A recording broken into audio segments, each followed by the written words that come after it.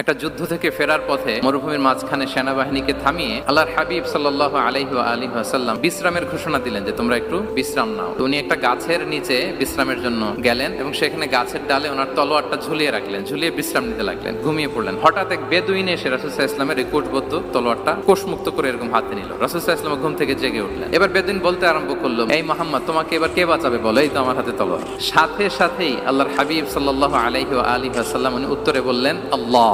কোনো চিন্তা ভাবনা নাই যে ওরে আঘাত করা যায় কিনা পাল্টা, বা কোনোভাবে ওর কনফিডেন্স ডাউন করা যায় কিনা, কোনো দিকে না তাকিয়ে কি বললেন? আল্লাহ। সব সময় তিনি আল্লাহ কেন্দ্রিক ছিলেন। গারে সাউরে যখন আল্লাহ রাসূল সাল্লাল্লাহু আলাইহি ওয়াসাল্লাম এবং আবু বকর রাদিয়াল্লাহু তাআলা আনহু ওনারা আশ্রয় নিয়েছিলেন রাত্রিবেলায়। কুরাইশরা যখন খুঁজতেছিল, আবু বকর রাদিয়াল্লাহু তাআলা আনহু বলেন যে কুরাইশদের পা দেখা যাচ্ছে, ওরা যে হেঁটে যাচ্ছে, একটু উকি মারলে আমাদেরকে দেখা যায়। রাসূল সাল্লাল্লাহু আলাইহি ওয়াসাল্লাম আবু বকর রাদিয়াল্লাহু তাআলা আনহুকে বলেন যে আবু বকর, চিন্তা করো না, লা তাহসান ইন্নাল্লাহা মা'ানা। আবু বকর, চিন্তা করো না, আল্লাহ আমাদের সাথে আছেন। সুবহানাল্লাহ।